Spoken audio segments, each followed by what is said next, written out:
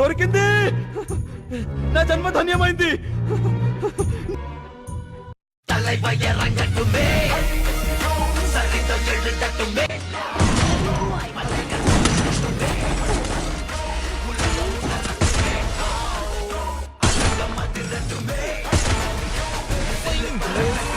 Hello hello, బండి కొంచెం మెల్లగా. ఈరోజు నవంబర్ 5 మవ్వ. ఈరోజు ఎవరు బర్త్డేనో మీకు అందరికీ తెలుసు.